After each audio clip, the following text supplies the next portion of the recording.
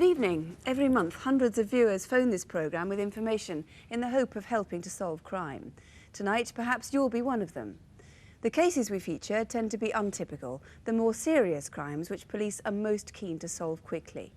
Here's the number to ring if you do see someone or something you recognise in the next 45 minutes. 01 811 8055. The police officers investigating this month's cases are here now waiting for your call. And once again, here's the special number for deaf viewers using the Minicom system, if you'd like to make a note of that. Tonight, 3 reconstructions, as Sue says, of unusual crimes, but important ones with clues that could lead anywhere in Britain. Do you recognise the man in a bobble hat who was seen leaving the scene of a murder in Bristol? Or did you know the victim, Keith Burgess? A plague of smash and grab raids in the Midlands. Could you help trace 4 men who used machetes in attacks on jewellers? And did you ever see the woman they sometimes called the clog lady, an anorectic who dressed in heavy clogs and bulky overcoat to hide her frailty? And that's our first case tonight. It goes back 4 months to Saturday, November the 11th, the day before Remembrance Sunday. Sometime during that Saturday evening, 43-year-old Carmel Gamble was murdered. Carmel was born and brought up in Stroud in Gloucestershire, so people who knew her in those days are more likely to remember her by her maiden name, Carmel O'Donnell. 5 years ago, Carmel and her husband bought a cottage back near Carmel's hometown in a little village called Rodborough, just outside Stroud, but they spent most of their time at a flat they rented at Wimbledon in London. This is Church Road in Wimbledon, where Carmel lived with her husband, David. She spent a lot of her time out alone shopping, and she was a familiar sight in her clogs and loose-fitting grey wool coat, browsing around the local boutiques. Hello, how are you? She was a regular customer here. I'd like to take this one, please. OK, fine. I haven't got enough money to pay for it all now. Could I leave a deposit of £5? Yes, of course, that's lovely. Only I'm going away for a couple of weeks, so perhaps my husband could come in and pay the rest later. Fine, that's great. It'll be in a bag just behind me. All right? Thank you. Thanks very much. Okay, bye-bye. Bye-bye. Have a good time. Thank Bye.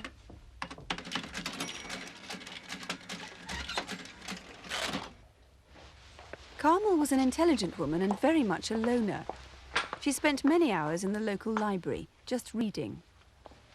She suffered from the Slimmer's disease, anorexia nervosa, and at the time of her death, she weighed just under 5 stone. She'd been receiving treatment at London's St George's Hospital. Carmel herself was a chronic anorectic. Despite the best treatment, probably about a third of anorectics stay ill for a long time, and Carmel had been battling with her illness for the best part of 15 years without success. Because she had chronic anorexia, she's in a state of chronic starvation, semi-starvation, so she would be alert, overactive and restless. She'd sleep poorly. She was often quite irritable and had difficulty relaxing. She was somebody who always wanted to get close to people but could never manage it.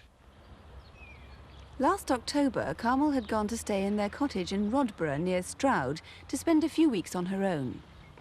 Her husband stayed at his job in London, but they'd arranged particular times when he'd phone her at the call box across the road.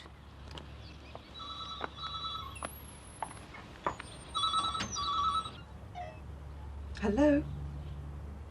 Fine, thanks. It's lovely down here. How's things with you? Oh, thanks very much. That's really kind of you. Bye.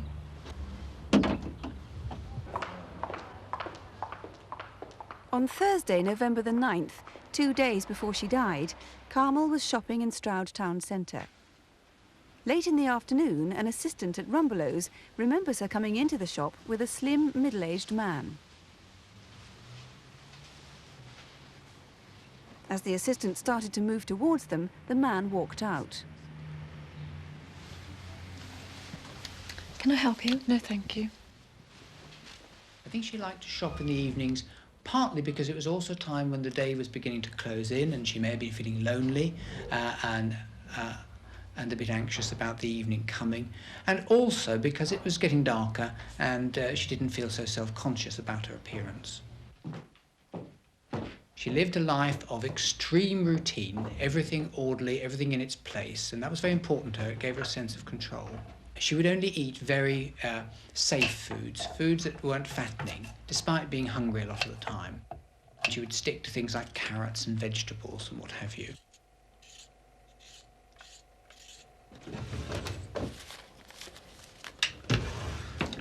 I think her one self-indulgence is that she allowed herself some fruit gums at the end of a meal. And even there she was very strict with herself. She'd only allow herself one colour, for instance, not allow herself the whole packet. She was a very self-regulating individual. Saturday, the 11th of November, the day of Carmel's death. As usual, it was getting towards closing time as Carmel started her shopping. At about 4:30, she called in at a haberdashery shop in Stroud called So-and-So. I'd like 6 of these buttons, please. Carmel always came in on her own. She very rarely had people with her. The only time I remember her in the shop with anyone else was her husband. And I'll take this one. She was never with other friends, you know, lady friends or anything. She always seemed very sad, quiet, no conversation. She would sometimes pay by cash, often by cheque, even small amounts she would buy on cheque. You know, a couple of pounds, that sort of thing. She was regular, so that was no problem. About half an hour later, she was in Boots in the High Street. Can I help you? Yes, please. Thank you. The manageress had to wait for Carmel before she could cash up. That manageress is the last person known to have seen Carmel alive. Police don't know exactly how she got home that evening.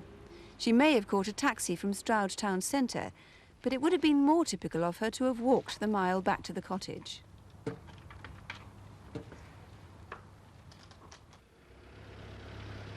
The next morning, a local resident saw somebody in the phone box. They remember the door was slightly ajar. 20 minutes later, a neighbour saw smoke. Someone had tried to set light to the cottage. The fire brigade found Carmel's body inside. And once again, that was the morning of Sunday, the 12th of November. Mr. Pearce is in charge of this case. Have you any idea what the motive for killing Carmel might have been? No, we haven't. Our inquiries to date have failed to reveal any specific motive whatsoever. But what I can say, this was a particularly vicious and brutal murder, and the violence was such that we have put together a psychological a profile of the offender in order to help us discover the type of person we're looking for. There seemed to be certainly a lot of anger in the attack. There was an extreme amount of anger. You haven't found the murder weapons yet? No, Carmel Gamble was killed as a result of multiple blows to the head by a heavy, rounded, blunt instrument, and also her body was mutilated by a sharp instrument, very likely a knife. And despite extensive searches, we have failed to locate either of these weapons. And also, strangely, her woolen coat is missing too. Yes, it is. She was known to wear a heavy woolen-type overcoat about Stroud and other towns, and we have failed to find that. It is certainly not in the house either in Stroud or London. Is there any reason why you can think it might have been stolen? It may be the murderer put it on in order to hide blood-stained clothing. Now, she and her husband kept themselves very much to themselves. They didn't have many friends, but she was seen in Rumbelows with somebody that day by the shop assistant. What description did that shop assistant give of him? Yes, he described it as a white male person, approximately 45 years of age, 5'4" tall, slim build, and wearing a light grey herringbone-type jacket, together with a dark grey pullover. And he was in Rumbelows in Stroud 2 days before she died. Yes, he was. Are there any other suspects? Yes, there's 2 other persons that we're interested in, and one is described by a witness as a young white male sitting on a bench at approximately 2:30 a.m. in the morning of Sunday the 12th, just yards from Carmel Gamble's house. He had his head in his hands, and by the side of him had a white plastic bag which looked upright as though it had something in it. And the question to be asked, did that have a container with paraffin-type accelerant in it, which was used to set fire to the house? That must have been an unusual sight in a small village at 2:30 in the morning. Yes, we obviously need to trace and identify that person as soon as possible. The other person, presumably, is the one in the phone box seen just before the fire at Carmel's cottage was discovered. Yes, it is. That person is described as wearing a long woolen-type coat, overcoat, with the door slightly ajar. And as is directly opposite the house, was this an innocent telephone user, or was it indeed the murderer looking at the house and awaiting the development of the fire before leaving the scene? So, well, Mr. Pearce, thank you very much indeed. If that was you, and if you are an innocent phone caller, please do phone and be eliminated from the inquiries. The number, if you can help, 01811 8055, 01811 8055, or you can call the police station at Stroud direct on 0453 766 311. That's 0453, the code for Stroud, 766 311. There was a quick and dramatic sequel to one of our reconstructions last month. It was about Karen Price, a 15-year-old who disappeared 8 years ago and whose remains were discovered in December, buried in the garden of a house in Cardiff.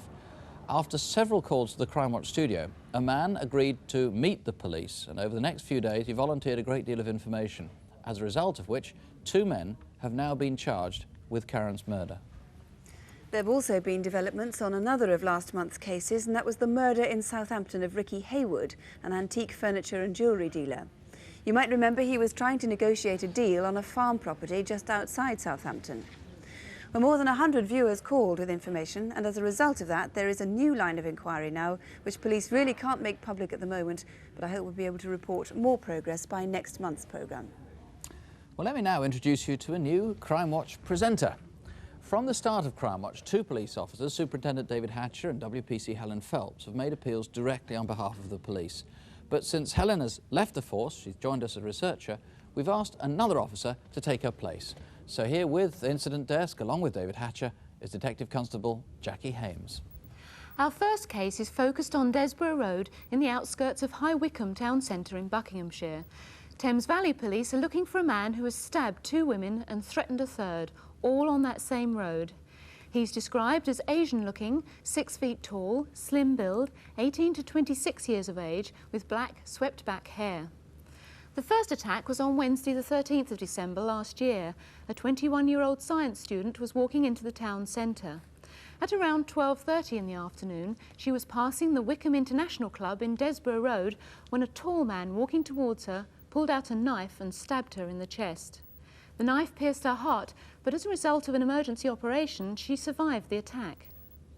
The second attack was nearly 6 weeks later on Sunday the 21st of January. In the early evening, a 32-year-old woman left her home on the edge of the town centre to attend a regular church meeting. Her route took her past the Wycombe International Club and along Desborough Road into the town. Around 5 p.m, as she was walking past the motorist supply shop, she was stabbed in the back and the elbow. Her attacker then disappeared around the corner into Westbourne Street. The latest incident was on Sunday the 25th of February. Around 9:30 in the evening, a 20-year-old art student was walking along Green Street, heading for the railway station in the town centre. As she turned the bend in the road, she saw a man holding a knife, which was pointed towards her. Again, he seemed Asian, and he spoke with a very soft voice in what she thinks was an Indian language. The young student just dropped her bags, turned and fled. In her distress, she ran in front of a car. We want that motorist to contact us. They might well have seen the man who threatened her. If you recognise him or were in Desborough Road at the time, do please call us. Next, my colleagues in Sussex need your help to find the murderers of retired vet William Howe. 63-year-old Mr Howe was found dead in his flat in Victoria Road, Worthing. He lived above the vet surgery he ran before he retired. He was last seen alive on Monday the 8th of January at about 5:30 p.m. and spoke to a friend on the phone between 7:40 and 8:10 p.m. He was murdered within a few hours of that phone call. His attackers left few clues to their identity, but they did leave prints from the soles of their shoes in Mr Howe's flat. We now know that there were at least 2 people involved in the attack. One of them was wearing a pair of Reebok Exofit training shoes like these. They're available in black or white and can have a low or high back. The boot worn by the attacker is about size 8. The second person was wearing a pair of Brooks basketball boots. They come in many different colours and all have this very distinctive colourful sole. The boot worn by this person is about a size 9. Both pairs of boots were very new and may have been bought at Christmas or in the January sales. If you know someone who bought or was given boots like these, call us. There is a reward being offered, so if you think you can help, please get in touch. Next, my colleagues in Dorset would like you to help solve a mystery of a woman's identity. Her fully clothed body was found on Hamworthy Beach at Poole on Thursday the 1st of February. The artist's impression shows us a woman of about 45, 5 feet 6 inches tall, medium build, brown hair and blue eyes. But although detectives believe she had been in the water for no more than 24 hours before being found, they have no idea who she is. However, they do have some clues. Forensic tests suggest some details about her past. She probably wore a brace as a teenager and had a filling by a British dentist in the last 6 to 12 months. And perhaps you recognise this handbag found nearby. Amongst other things, it contained this maroon-coloured afro comb and this book of matches from the Burney Inn at Henley-on-Thames. She was also wearing these earrings, a watch, a bangle, and this unusual scarf with the words Jin Sum Mi printed in one corner. She was also carrying 2 carrier bags from a duty-free shop at Shannon Airport in Ireland. The clothes she was wearing were all size 14 from Debenham's latest stock. Could you possibly have seen her in your local store? If you did or have any idea about who she might be, please ring us now. Next, South London police have asked for our help to try and solve the murder of 11-year-old Wayne Taylor. Wayne lived with his mother in Kennington, but frequently visited his father in Brixton, just a couple of miles away. In the early evening of Monday the 19th of February, Wayne set out to visit his father. He might have caught a number 3 bus or walked there. In fact, his father was not in on that evening. On Wednesday morning, Wayne's body was found in a disused community centre in Southwick House, Brixton. He'd been sexually assaulted and suffocated. This receipt was found next to Wayne's body. It's for £3.95 for a trapper hat like this. It was bought around 5 p.m. from the Combined Services Supply Shop in Atlantic Road, Brixton, on the Monday that Wayne went missing. The owner of the shop doesn't remember a young boy purchasing a hat that day, so whoever did buy it may hold the key to Wayne's murder. If you saw Wayne on Monday the 19th of February, perhaps on the bus, or remember anything about the sale of a hat like this, however insignificant it may seem to you, please ring us. Next, Sussex police need your help to find this man. On Saturday the 17th of February, he indecently assaulted one woman and raped another. Just after 9:15 that evening, a 24-year-old woman was walking towards Shoreham Beach. She used the footbridge across the River Ada. A man grabbed her and took her to a nearby yard where he indecently assaulted her. She managed to escape and contacted police. At 11:20, she returned to the area with 3 Shoreham police officers. One of them heard a noise. He looked over a fence and saw a man on the far side of the neighbouring garden. When the officers got into the garden, they found a 17-year-old girl who'd been raped. Despite a full-scale search, the man escaped. Sometime after 11:30 that night, a taxi driver remembers picking up 2 men from Shoreham High Street nearby. He drove them about 5 miles to a bus shelter in Upper Beeding and noticed that one of his passengers had muddy clothes. He's believed to be the man who assaulted both women. He's 25 to 30 years old, about 5 foot 9 inches tall and slim build. He wore a black leather jacket, a black t-shirt, dark coloured jeans and trainers. If you recognise him, please phone us now. And finally, a man or a woman could be responsible for this armed robbery of a building society in Birkenhead, Merseyside. The Birmingham Mid-Shires Building Society in Woodchurch Road, Birkenhead, was robbed on Friday the 9th of February at 4:15 in the afternoon. The clothing worn by the robber was found in an alleyway close to the building society just after the robbery. These sunglasses, trilby hat, gloves, scarf, coat, shoes, trousers and shopping bag were all left behind. We'd like to know if you recognise anything here which might lead us to the robber. He or she is described as white, 6 feet tall, slim build with gaunt features and a sharp pointed nose. So if you know who this is or recognise anything from our incident desk cases tonight, please ring us. And once again, the number here in the studio, if you can help with any of those cases, 01 811 8055. That's 01 811 8055. Over the past year, there's been a series of attacks on jewellers who cater for the Asian community in Birmingham. There have now been 17 robberies in all, 7 in the Soho Road area of Handsworth. In several cases, there's been gratuitous violence. Shopkeepers were physically attacked, even though they put up no resistance. And the 2 cases we're about to show you are among those that are causing the greatest concern. In each attack, the gang shouted a torrent of foul language and racial abuse. Now, obviously none of these matters have been featured in our reconstruction, but police have asked us to show a glimpse of the events in the hope of prompting information from those who may know who the assailants are. Throughout the film, we'll be showing subtitles in Punjabi.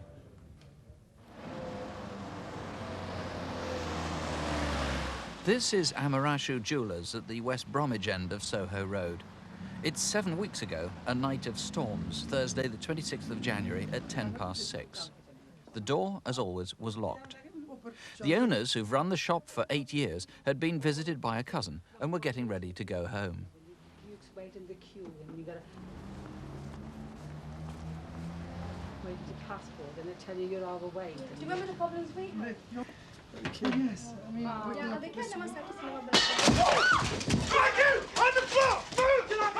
In reality, the jewellers were both struck by machetes before they found refuge in their workshop.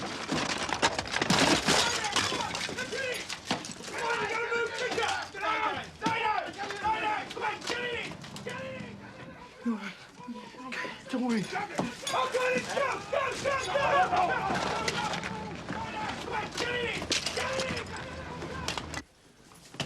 Nigel, don't go.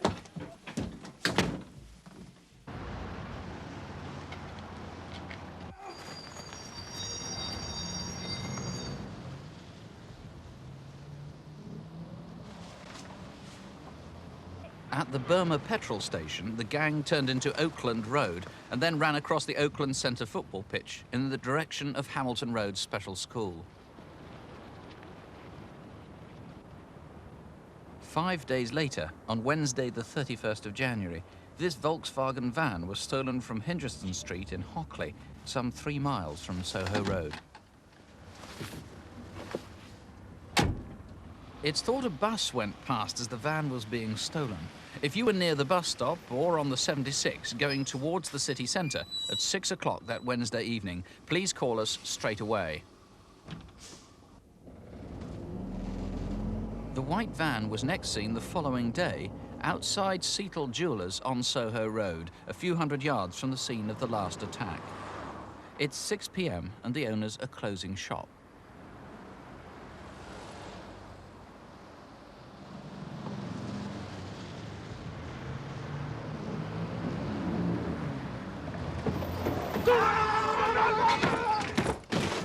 The jewellers were attacked and forced to lie on the floor while the shop was ransacked. Again, there was a stream of racial insults and other obscenities.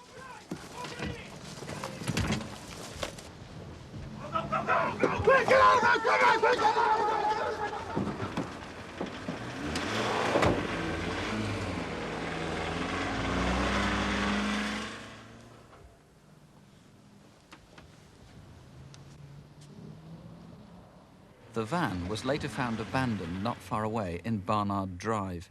It's a dead-end road that backs onto the playing fields and Hamilton Road School, near where the gang had disappeared before. Inside the van were 30 jewellery trays, now empty and abandoned. Just over 2 miles away, 4 days later, this couple were walking their dog across the car park at Swan Pool, just off Forge Lane. These trays came from Seatles. Did you see whoever dumped them here? The detective in charge of the case is extremely anxious to catch these people. We, of course, only hinted at the violence, Mr. Williams, didn't we? We have indeed. They were very brutal and sadistic attacks on innocent shopkeepers and their family, including their children, with machetes. And I'm extremely anxious that we catch them before they have the opportunity of attacking anybody again. Perhaps next time we're going to have somebody lose an arm or even worse. And I'm appealing now, if anybody out there knows who they are, for heaven's sake, give us a call now. We didn't show it. In fact, there was a 2-year-old child caught up on us. Thank heavens wasn't injured. There must have been witnesses to the events outside in the street who couldn't have realised what they were, or didn't realise what they were watching was part of a robbery. Yes, that's quite right. This is a very, very busy shopping area, and there must have been many, many people shopping at that time of night, not realising what has gone on. I hope as a result of seeing this reconstruction in the programme tonight, they realise what did go on. Now, this is 6 o'clock, 2 successive Thursdays, 6 p.m, Thursday the 25th of January, and the following Thursday, the 1st of February. Now, I should say we have a Punjabi speaker here in the studio, if you want to call in Punjabi. The Volkswagen van, that disappeared overnight, of course. Yes, it did. Somebody, somewhere, must have seen that van suddenly appear. It was only in their possession for 30 hours because it was recovered quite quickly afterwards. We're interested in finding anybody who saw somebody have that van quite suddenly. OK, I wonder if anybody knows someone who lost a Timex watercolour watch in the Handsworth area of Birmingham on in late January, early February. This one was dropped by one of the robbers in one of the raids. This clothing was all involved as well. Yes, this clothing has been recovered as a result of our inquiries, along with the watch. And what we're trying to do is to identify somebody who owned this clothing and this watch. What about the jewellery? I mean, presumably some people might have been offered large quantities of jewellery made for Asian community. Yes, the jewellery, as you quite rightly identify, it is aimed towards the Asian community. We're looking to try and find somebody who's been offered it quite cheaply, because there is quite a large quantity of it. OK. Now, again, some witnesses might be a bit concerned about coming forward. I know the car park at Forge Lane, it's a bit of a lover's lane there. I take it you'll use discretion on utmost discretion, yes. Please phone us. We will use utmost discretion in relation to anybody who calls us with information. OK, perhaps there's one other thing I should make clear, and that is that security precautions have since been adopted by most of the jewellers that could be involved in this sort of attack. So hopefully it won't be that easy again in the future. Here's the number if you can help solve this in any way before someone does get hurt much more seriously. 01 811 8055. 01 811 8055. If you prefer, you can call the incident room at Thornhill Road. That's on 021 626 5432. 021 if you're outside Birmingham, 626 5432. Well, just looking here at some calls that have been coming on our cases so far, quite a few calls on the Carmel Gamble case with some potentially interesting information, including one caller who claims to recognise the man on the bench by the clothing he was wearing. Somebody else thinks that they might recognise the photo fit of the man seen in Rumbelows on Thursday the 9th of November in Stroud. Well, now some more results from last month's programme. 219 viewers called about the bogus telephone engineers who conned their way into flats and houses in the more wealthy residential parts of London on the pretext of repairing faults on people's telephone lines. Now, these are the video fits compiled by victims of the conmen, and thanks to Crimewatch viewers, about 100 names have been put to them so far. One viewer rang the studio anonymously with information about suspects and then called again the next day. Police believe he's onto something and they're very anxious for him to call the incident room at Hampstead in northwest London. 01725 5212 is the number. That's 01725 5212. Ask for the incident room at Hampstead. And by the way, since our reconstruction last month, there have been no further reports of their activities. In our January programme, we featured a burglary in the Midlands where a woman had been tied up by an intruder in her home. As a direct result of that appeal, a man has been arrested. He's been charged with aggravated burglary. And on Photo Call last month, we asked you to look out for George Johnston, who may have information about a series of armed robberies at building societies, not just throughout the UK, but in Ireland too. Now, surprisingly, one of the best leads came from West Germany, where a viewer who'd been sent a video recording of our programme remembered seeing George Johnston last November. It's since been confirmed that he was indeed over there at that time, but police are still looking for him. Now, if you know where he is, wherever you may be in the world, please call Southmead CID in Bristol on 0272 267 984. That's 0272, the code for Bristol, 267 984. Again on Photo Call last month, we showed a security video from a London bank. 2 calls led directly to an arrest. One viewer rang during the programme, giving a name, and then a second viewer rang 4 days later, giving the same surname, but a different first name. The 2 men named turned out to be identical twin brothers. One twin has been eliminated from the inquiry. His brother is now under arrest, charged with 8 robberies, all at banks in southeast London. And now to this month's Photo Call. Photographs and video clips of people who could be anywhere and whom police would very much like to trace. Here are Superintendent David Hatcher and Detective Constable Heathrow Jackie Police Hayes. would like to speak to Philip Cedric Wells about the theft of foreign currency worth nearly £1 million. The consignment of money was delivered to Heathrow Airport on July the 14th, but failed to arrive at the warehouse for customs clearance. The case attracted huge publicity last summer when it was thought Wells had gone to Florida in America. But since then, he's been seen in the south and east of England. He's stayed in rented rooms and on caravan sites. Wells is 5 foot 8 inches tall, stocky with short brown hair. He may have shaved off his beard but kept his moustache. He's known to be a heavy drinker and smokes a lot. He's also used a variety of other names. Call us if you know where he is now. The flying squad in London need your help to identify 2 men. They're seen here trying to rob the Allied Irish Bank in Wood Green, North London, last December. Both men were armed. That holdall contained a double-barrelled shotgun, which was pointed at the staff, and the other man had a long knife. Eventually, they rang off, empty-handed. The man with the gun was about 20, 5 foot 10 inches tall, and medium build. The other robber, whose face is clearer, is about 19 and 5 foot 4. If you recognise either of them, call us now.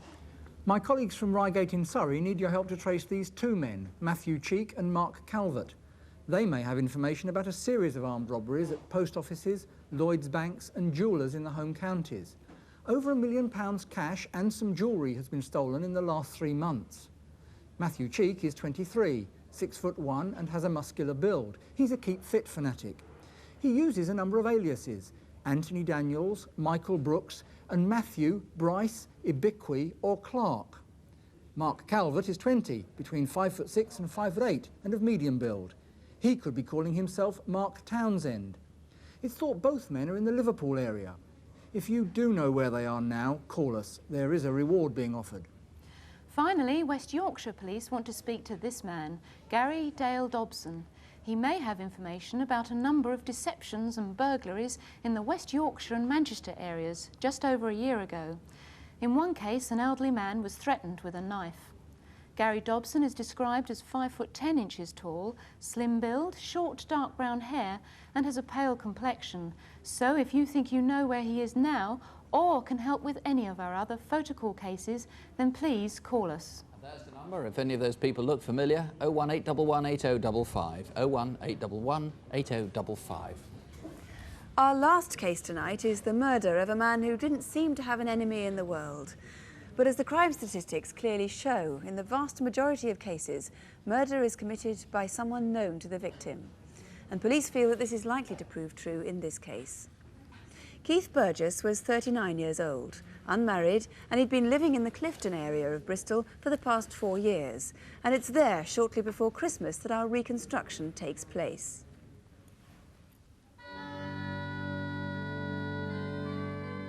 Keith Burgess had close ties with his local church, All Saints in Clifton. He was often a server at Mass. He seems to have been well liked by everyone who knew him.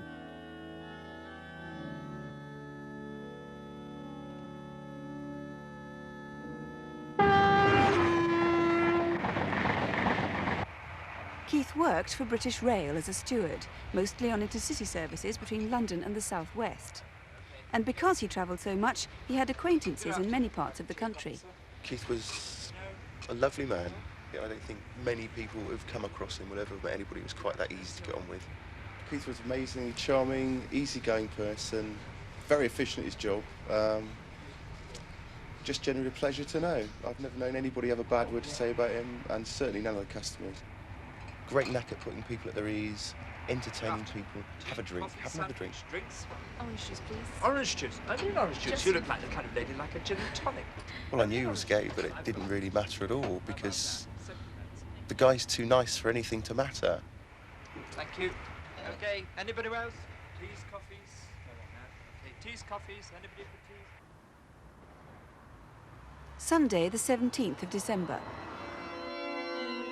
It was the last Sunday before Christmas weekend. Keith nearly always went to Mass on Sundays when he wasn't working. In fact, he'd taken sick leave for the past week, but he was due back on duty that afternoon.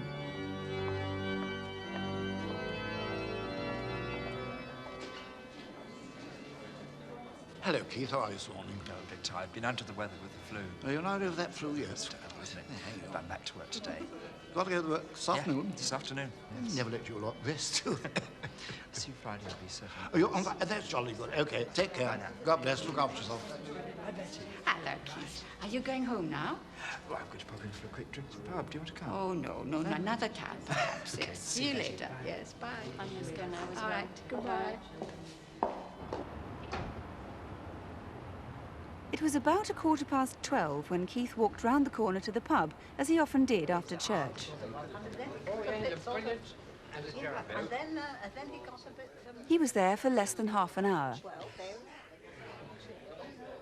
What are your plans for today? Yeah. Oh, have you? Yeah.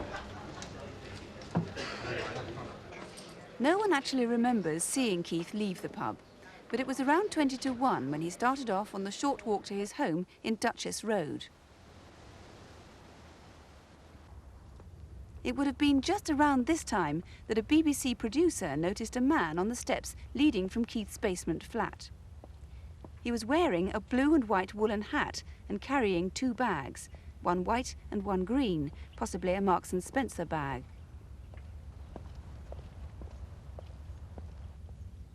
The man was conspicuous for his most peculiar behaviour. He very nervously started trying to hide his face. Once at the corner of Duchess Road and All Saints Road, he seemed to stop and wait.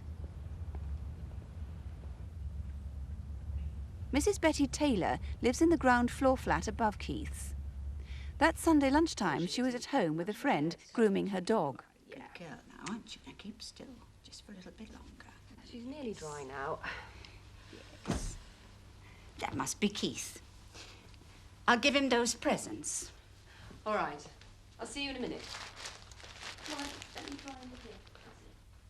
Mrs. Taylor had known Keith for 10 years through the church, and they were close friends. She used to look after his flat for him whenever he was away. There was a connecting staircase between their flats. Keith? Where are you? Hello, Betty. I brought these presents that were left for you. Thank you. I can't stay. I got Janet upstairs. You expecting anybody? No, I'm just off to work. Okay then. Cheerio. Hello. Come in. Mrs. Taylor didn't see who was at the door, but she had the impression that it was someone Keith knew.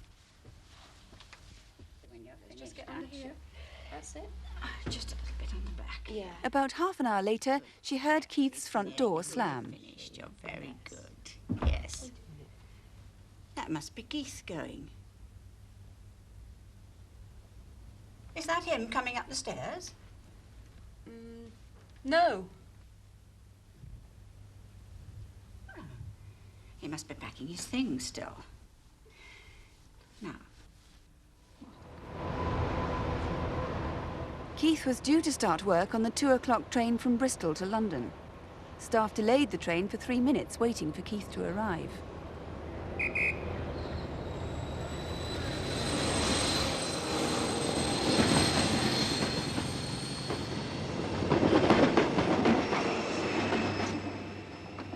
The train departed without him. Later that Sunday afternoon, Keith Burgess was found dead in his flat. He'd been beaten and stabbed. And the date was Sunday the 17th of December. Mr. Barry Stone, that man in the blue and white hat, must surely be the person who killed Keith Burgess. I think there's little doubt that that's right. And of course we are extremely anxious to identify just who he is. Now, theft wasn't the motive, but did Keith in fact have any enemies as far as you know? Well, he was an extremely sociable person. He had friends and acquaintances throughout the country. He was homosexual. His acquaintances and friends were amongst the homosexual communities. He spent the majority of his time in gay clubs and also public houses, not only in Bristol, but elsewhere. He was very outgoing, and I feel confident that if there was ill feeling between him and someone else, then he would have told one of his acquaintances or his friends, and I would appeal to that person to come forward and get that information to us. He did spend a lot of time in bars, didn't he? Yes, he did. Around Bristol and various areas. Yes, certainly London was another place, but he was travelling from as far afield as Penzance to Dundee. And as you say, he was a very open, chatty person, so if there had been any problems in his life, he could well have perhaps discussed it with one of the people he met. I feel sure that he would have shared that information with someone else, and I think that person would be doing everyone a favour if they came to us with that information. In fact, you know that he received 3 quite significant phone calls during the last week before his death. Yes, he did, and we're confident that those phone calls were made by the same person. There was one phone call during the early hours of the Tuesday prior to his death. There were 2 phone calls between 6 and 9 p.m. on the Wednesday prior to his death. We'd like to speak to the person who made those phone calls. It is, of course, quite possible that they are not related to his murder at all, but we would like to speak to that person there is some suggestion that the subject of the phone calls was in fact an argument. And anyone who does wish to come forward who knew Keith will be guaranteed discretion from you? The gay community in Bristol have been quite complimentary about the manner in which we've dealt with this inquiry, and we would guarantee anyone absolute discretion. Now, since we made our reconstruction there, another witness has come forward with a new clue. Yes, we know that on Friday the 15th, that was 2 days before the murder, he was in the Marble Arch area of London where he had lunch with someone. We'd like to speak to that person and also anybody else who saw him in London on that day. Right. You also believe that 2 significant articles may be missing now from Keith's flat. Yes, we know that the week previous to his death, certainly there was a file of facts in the flat and also an album of photographs. Now, the album of photographs may indeed belong to someone else and not Keith Burgess. Certainly neither item was there at the time of his death when we searched the premises, and we're extremely anxious to trace both items.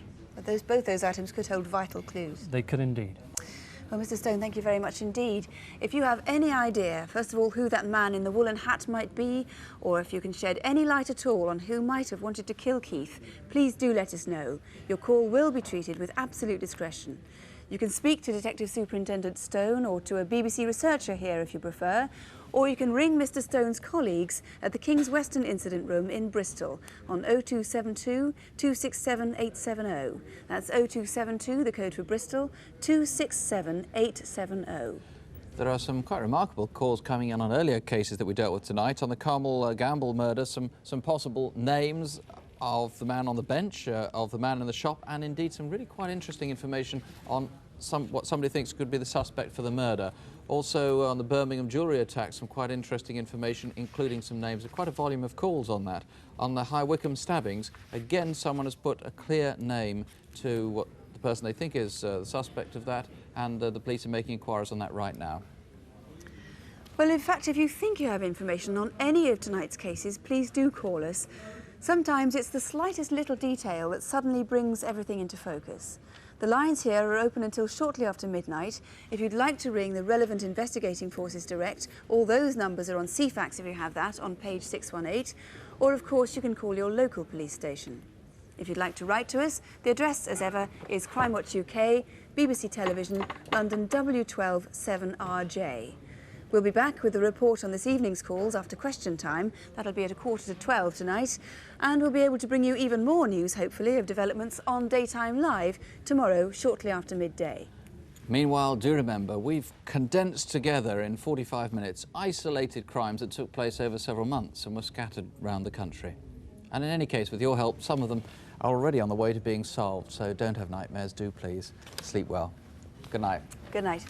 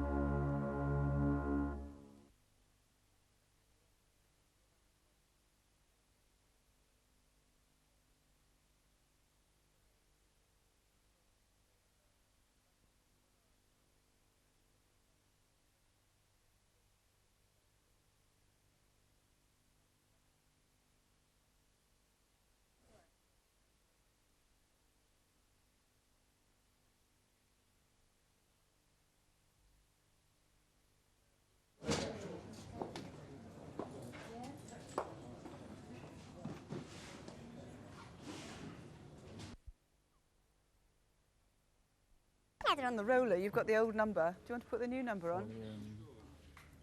Reappeal. Sort of girl, aren't you? Yes. Would you like to stand by in your opening position, please? Yes. Standing here. This is my... Oh, right. No. Brian,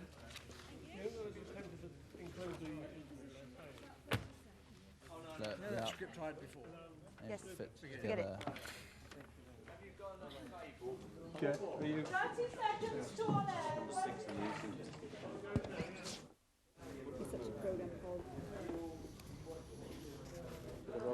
Sorry? Okay.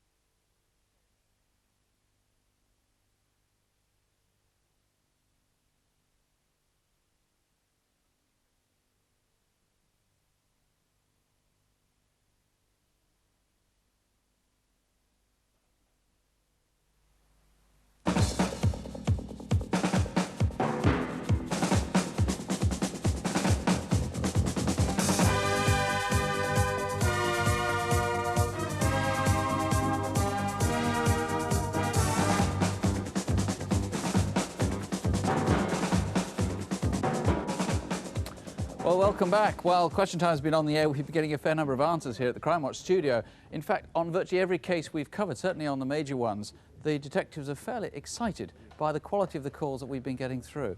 So, Well, we'll start with photocall. David Hatcher, first of all, you're looking for information on Philip Wells. Yes, and we've done fairly well there, Sue. He's sought in connection with £1 million worth of foreign currency. Well, we've had further sightings in Folkestone, East London and Romford. We thought he was already in that area, so that tends to confirm.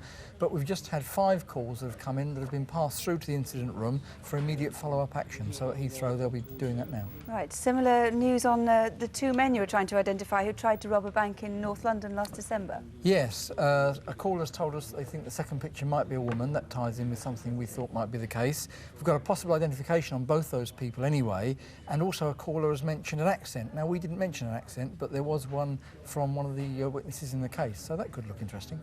And there were another 2 men wanted by police in Surrey.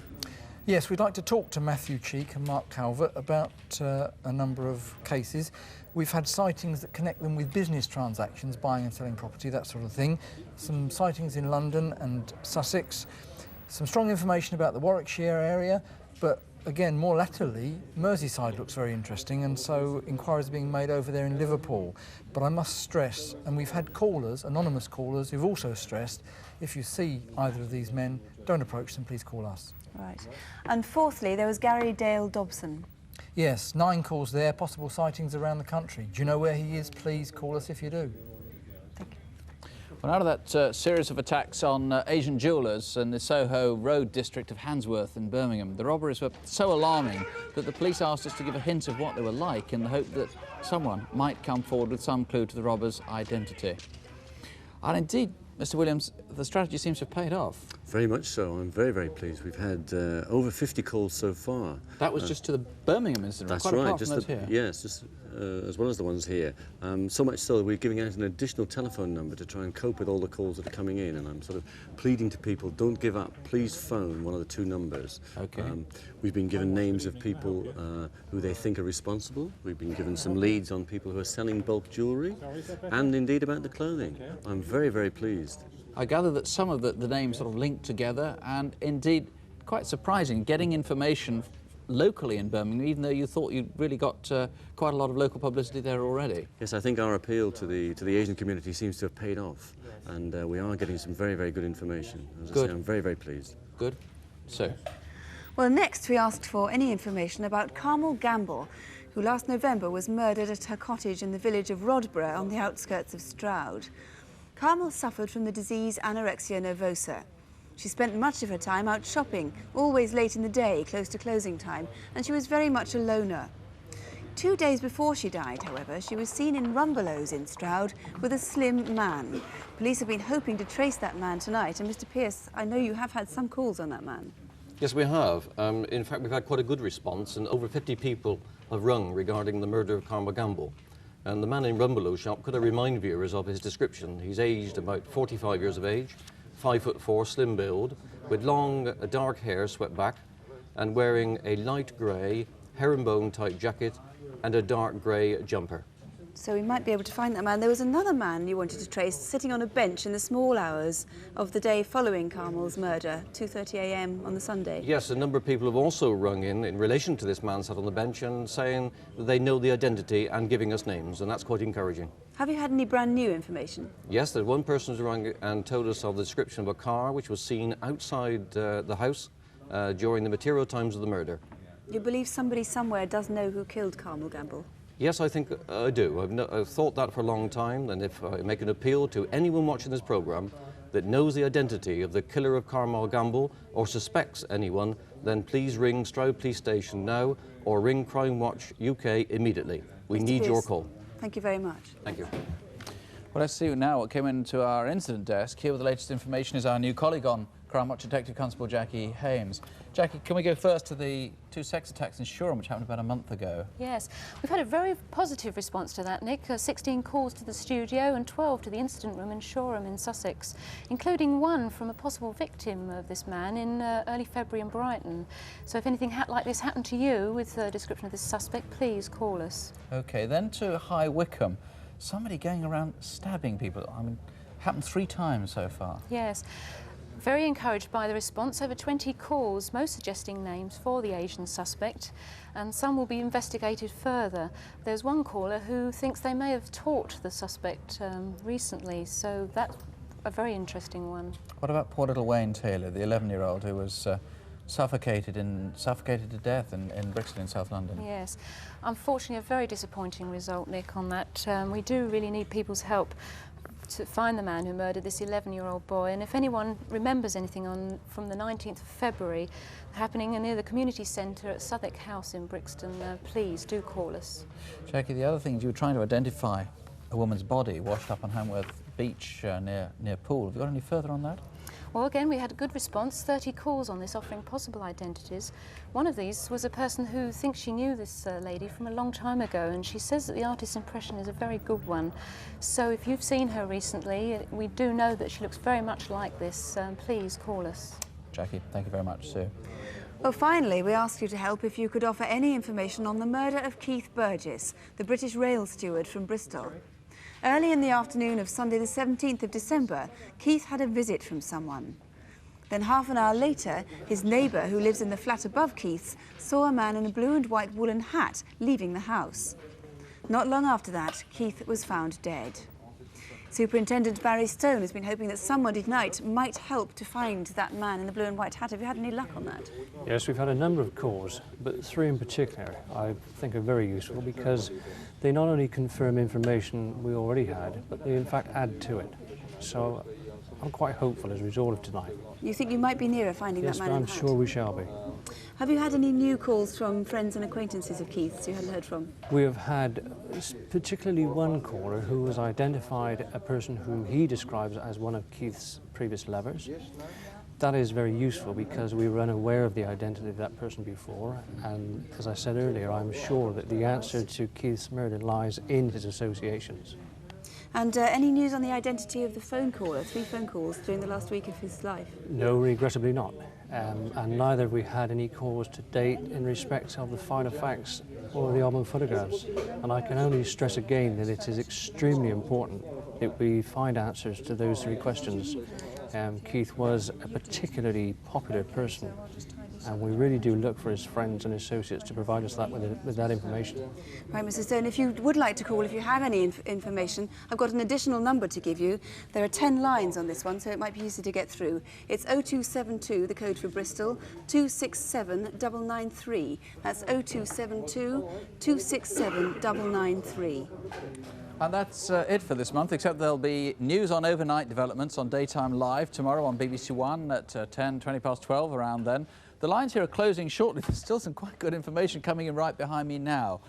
There'll be more numbers in just a moment. By the way, we had a wrong number for the reappeal on the bogus telephone officials in London. The instant room, it's on 01725 4212. Please ask for the Hampstead incident room. But if you've information on any crime, if you can't get through to one of the numbers we give you, just call your local police. Meantime, thank you for watching, thank you for participating. And remember, violent crime is a great deal rarer than of necessity. Crimewatch might sometimes make it seem. So don't have nightmares, do sleep well. Good night. Good night.